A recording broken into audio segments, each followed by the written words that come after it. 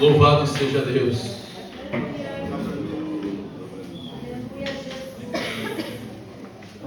Jesus, Ele é mestre. Ele é alguém que não há como comparar. Ele é incomparável. Quando os judeus pensavam que Salomão era o homem mais sábio, Jesus fala: eis aqui alguém que é maior que Salomão. Jesus sempre, para passar alguma experiência para os discípulos, para as pessoas, Ele sempre usa algo, ou uma situação, ou um lugar. E aqui não seria diferente. Jesus então pega os seus discípulos, capítulo 16, sai de Betsaida, caminha 50 quilômetros e vai para as regiões da Galileia, onde se encontrava Cesareia de Filipe.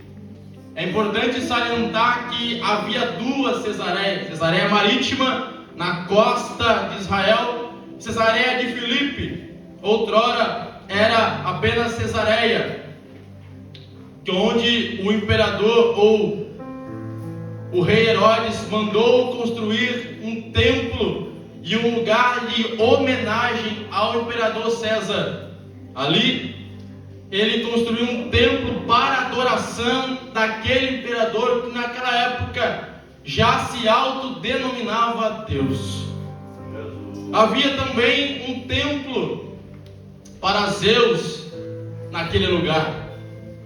Havia também esculturas de vários deuses em Cesareia de Filipe, numa região à beira do Monte Hermon, onde sai uma fonte que sai para formar o Rio Jordão.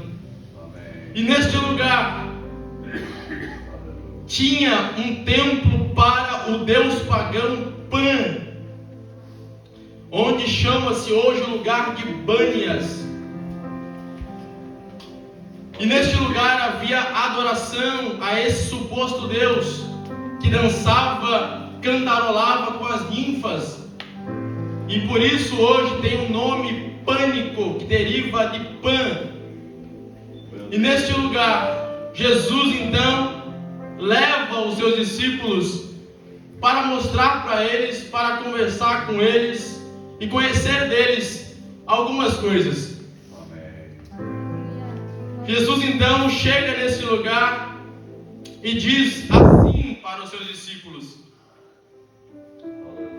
quem, pois, dizem ser o Filho do Homem? Uma pergunta tanto interessante, talvez estou conjecturando, os discípulos poderiam perguntar: será que Jesus está com complexo de inferioridade? Ou perguntando: o que eu acho dele, o que as pessoas dizem dele?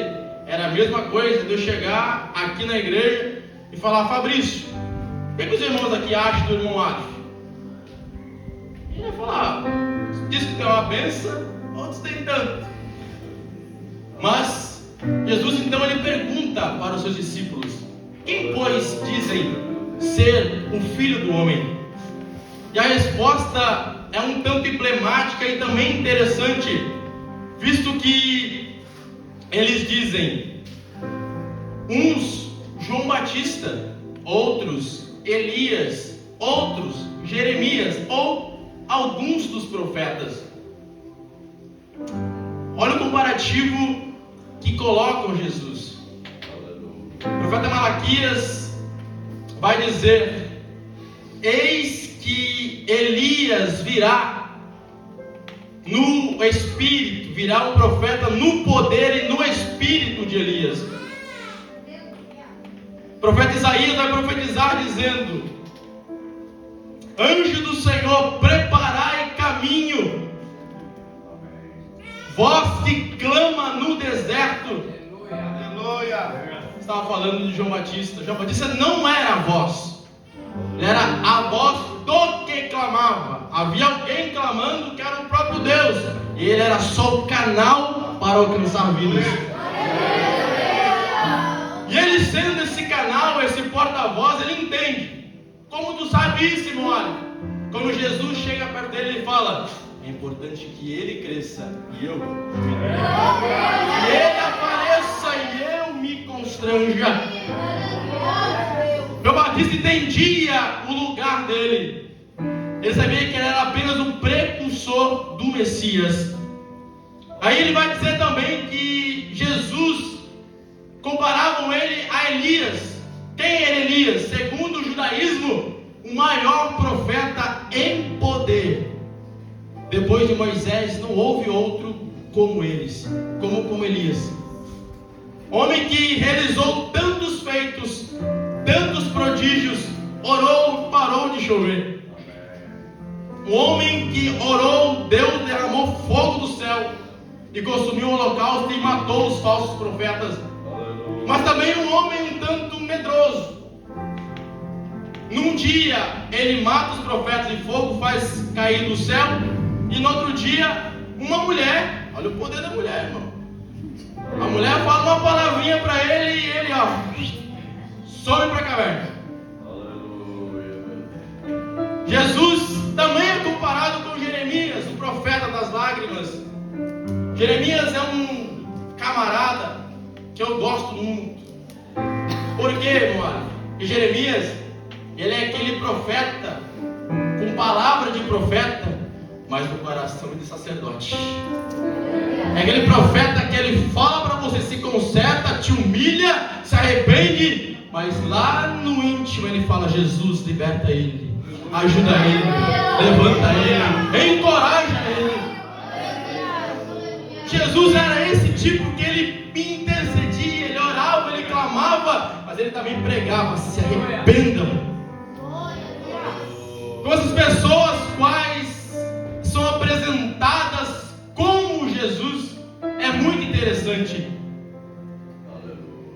Imagine você, meu querido, se alguém olhasse para ti e falasse, você perguntasse assim: com quem eu me pareço? O que será que eles iam dizer de ti? Eliseu estava passando, livro de 2 Reis, ele estava só passando, e a mulher olhou para ele e disse: lá se vai um verdadeiro homem de Deus. Quando tu é de Deus, querido, não precisa falar, não precisa fazer. O Espírito Santo demonstra um brilho em ti. É incontestável que você é chamado para frutificar. Aleluia. Porém, verso 15, Jesus então pergunta para eles dizendo: e disse-lhe ele: e vós, quem dizeis que eu sou? Eu quero te perguntar nesta noite: quem Jesus é para você? Jesus é o bom pastor. Jesus é a semente da mulher. Jesus, ele é o cordeiro pascual. Jesus é o sumo sacerdote. Jesus é o nosso Deus. Jesus é o nosso refúgio.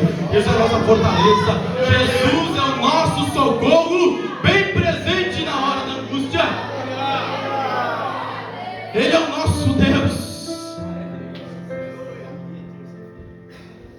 E nós precisamos entender quem é Jesus na nossa vida. Eu dou discipulado na nossa igreja, e esses dias eu falei para os 5 que estão discipulando, eu falei assim: quem é de Jesus para vocês? Eles ficaram: ele carregou a minha cruz. Ele é aquele que morreu na cruz por mim. Repare, as pessoas dizem que amam Jesus, que elas conhecem Jesus, mas elas não sabem falar sobre Jesus. E Pedro vai dizer assim: buscai apresentar com autoridade quanto pedirem prova da vossa fé. O que tu quer dizer com isso, meu amigo? Quando alguém me perguntar por que tu é crente, tu vai dizer: porque Jesus me amou e desceu do alto e sublime trono para morrer por amor por mim, e eu não sou digno, mas a graça dele alcançou a minha vida. tem que ter a convicção de quem é Jesus para você. Jesus então pergunta e deixa essa pergunta em aberto. E adivinha quem que se levanta para falar? Pedro. Pedro é aquele camarada que ele... Deixa que eu faço. Deixa para mim, Jesus. E Pedro então fala: respondendo, pois, Pedro, tu és o Cristo, o Filho do Deus vivo. Mas você não saiba o que significa a palavra Cristo. Ela vem do grego Christos, o Messias, o ungido. E quando nós entendemos essa parte, nós falamos assim: olha só o que Pedro fala. Em uma palavra, ele reconhece a divindade de Jesus. Jesus é Deus. Se levantando, atribulado aí, filho do inimigo, falando que Jesus não é Deus, mas em nome de Jesus está caindo por terra isso aí agora. Ele é Deus, ele sempre foi Deus e ele sempre será Deus. Pedro então fala: tu és o Cristo. E não esqueça o lugar que eles estão.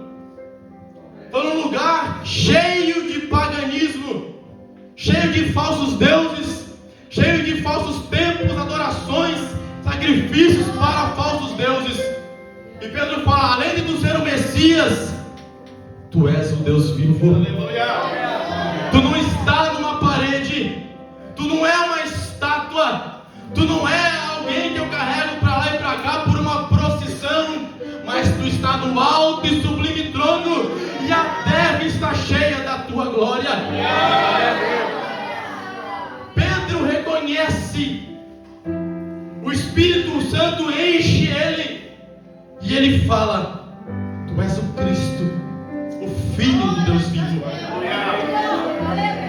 Irmão, tu tem que ter essa convicção no teu coração, que Cristo é o nosso Deus.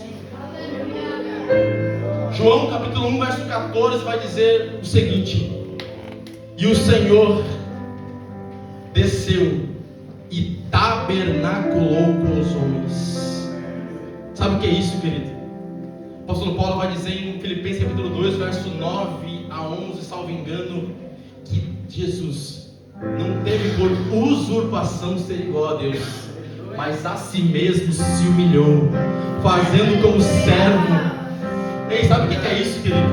Eu e você, escute, eu e você, que através de Adão quebrou a aliança, nós estávamos junto com Deus lá no jardim no Éden, mas foi quebrado e o pecado entrou e fomos expulsos de lá, e não tinha mais como nós termos acesso a Deus. Mas Deus olhou e disse: o homem não pode, mas eu posso. O homem não pode fazer com que ele venha até aqui, mas eu vou até eles, vou restaurar o que estava quebrado e vou os levar comigo. Ei, querido, entenda, Jesus, Ele quer e deseja e almeja que nós estejamos com Ele para todo sempre. Aonde tu tirou isso, irmão Aleph? João 14. E eu irei e vos prepararei lugar, e quando eu preparar lugar, eu virei e os buscarei e os levarei comigo para todo sempre. Mas no verso 16, 17, vou versículo por versículo, irmão, porque a Bíblia tem que ser explicada. Versículo 17: Jesus respondendo disse: bem-aventurado és tu, Simão Barjonas, que não foi carne e nem sangue que te revelou, mas foi o Espírito Santo de Deus. Sabe o que é isso, querido? É você entender que tudo tem alguém, tem um pastor, não lembro o nome, ele vai dizer assim: tudo que é mal em mim sou eu. Tudo que é bom em mim é Cristo. É nós reconhecermos uma coisa, que não é nós, não é o meu intelecto, não é o quanto tempo eu sou pastor, não é o quanto tempo eu prego, não é o quanto tempo eu oro, não é o quanto tempo eu estudo, não é o quanto tempo eu canto, não é o quanto tempo eu congrego, mas é a graça, é a graça, é a graça de Deus. Não é nós, somos apenas um canal.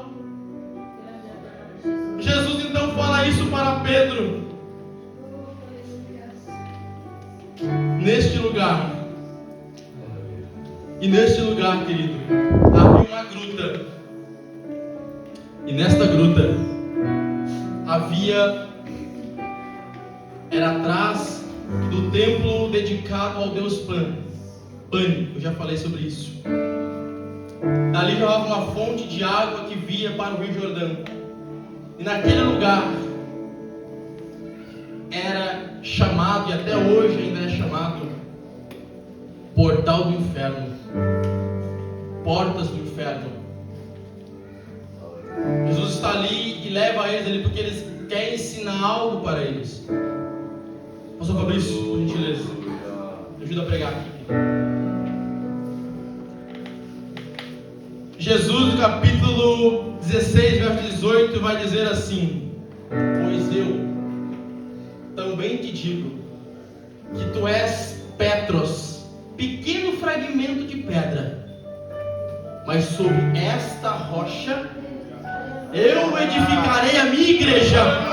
E ele aponta para a caverna e fala: as portas do inferno não prevalecerão sobre ela.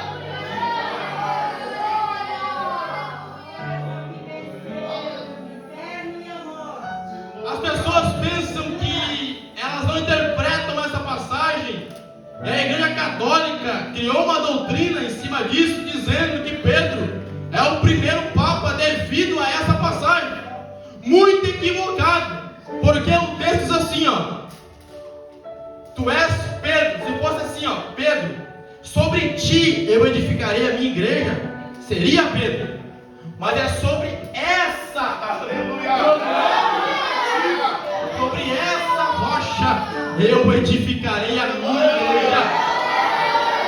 As portas do inferno não prevalecerão sobre ela.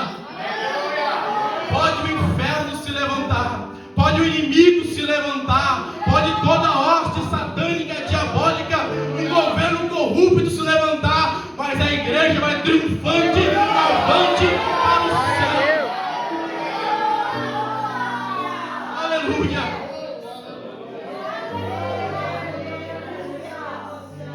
Não importa, querido, quanto o inimigo se levante, ele se levanta para cair, porque ele já é um derrotado.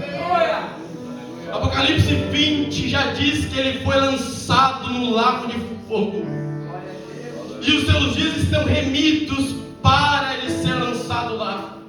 Então não se preocupe, se firme em Cristo, adore a Cristo, confie em Cristo, que é a pedra angular da nossa fé, para que naquele dia, Tessalonicenses capítulo 4, verso 13 a 17, vai dizer assim: nos encontraremos com o Senhor nos ares, e com Ele estaremos para todo sempre, todo sempre, todo sempre. Você pode adorar, você pode adorar. Aleluia.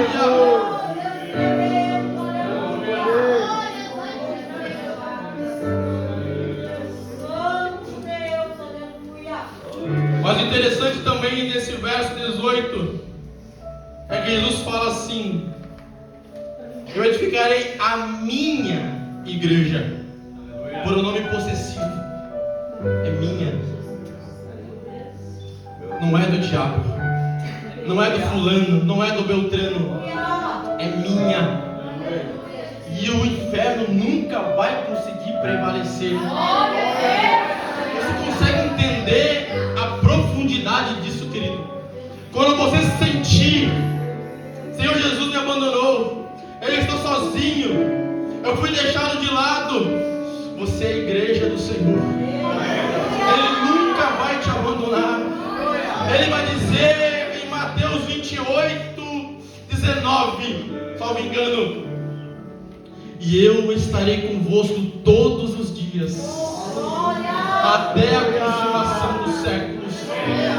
Querido, hoje eu vim edificar a tua fé. Hoje eu vim te consolar através da palavra de Deus, para que você não desanime na caminhada. Ainda que o inferno se levante, ainda que haja principados, potestades, hostes malignas e diabólicas contra a tua vida, Jesus disse que todo poder lhe foi dado no céu, na terra e debaixo da terra. E como a igreja dele, o inimigo não vai te vencer. Aleluia!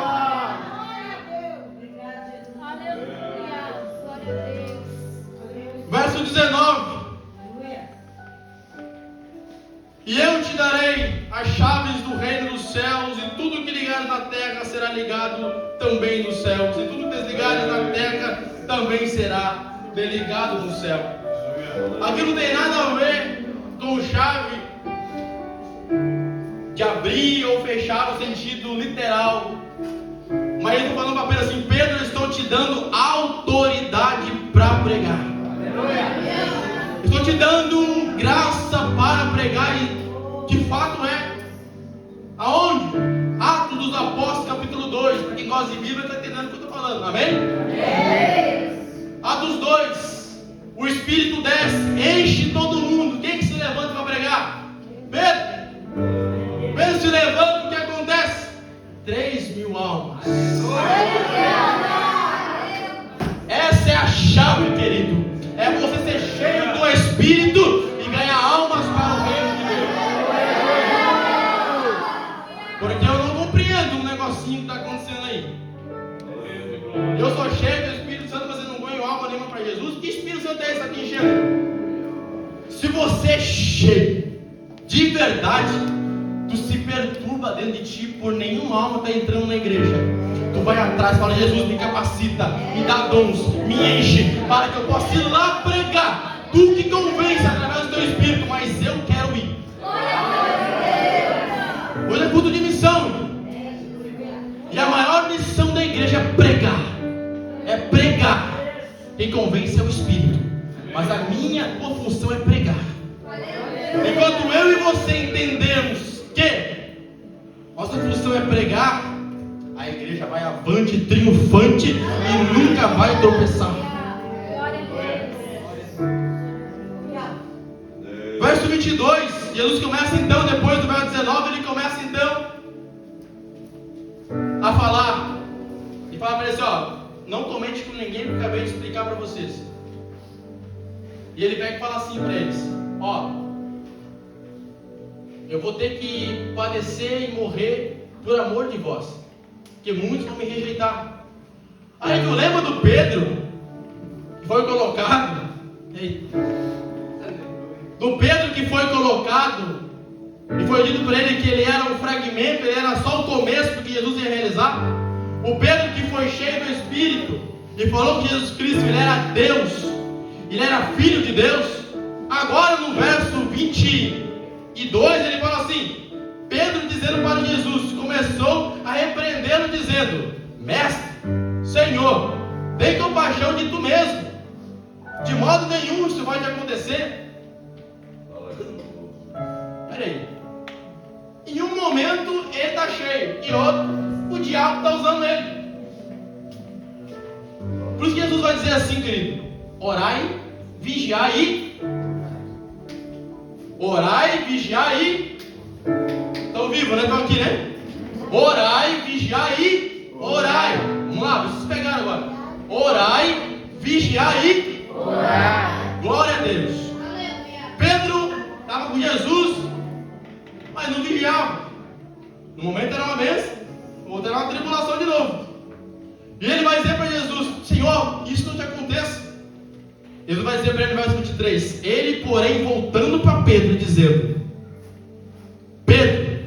para trás de mim, Satanás, que me serve de escândalo, porque não compreende as coisas que são de Deus, mas só as que são dos homens. O que tu quer dizer com isso, irmão Alex? Do mesmo modo, Jesus te levanta, que Jesus te capacita, Jesus fala que tu tem um chamado, que tu tem uma obra, que tu tem um ministério lindo para ti. No mesmo momento que tu dá uma bênção, se tu não vigiar, o inimigo vai te usar. Aonde? Quando Jesus morreu, os discípulos, ele falou assim: eu vou pescar. João 21. E todos dizem para ele assim: nós vamos também. Jesus aparece na praia. Não vou falar sobre isso agora, mas eu prego outra oportunidade sobre isso. Mas o ponto é: Pedro era um influenciador. E quando você está à frente da obra ou fazendo algo para Deus, você é um influenciador. Você precisa tomar cuidado das atitudes que você toma dentro e fora da igreja, na internet ou fora da internet. Por quê? O escritor aos Hebreus vai dizer que há uma nuvem de vocês pegaram, que nos cercam. No momento que eu sou uma benção aqui, eu vou ser um treva lá fora. Então orem, vigiem e orem, para que vocês não venham cair no laço do inimigo. Jesus, ele vai te guardar, mas existe uma coisa chamada livre, e a escolha é nossa. A escolha é minha e tua. Se coloque de pé. Compreenda, amado. Minha esposa pode vir aqui louvar o nome do Senhor. Jesus.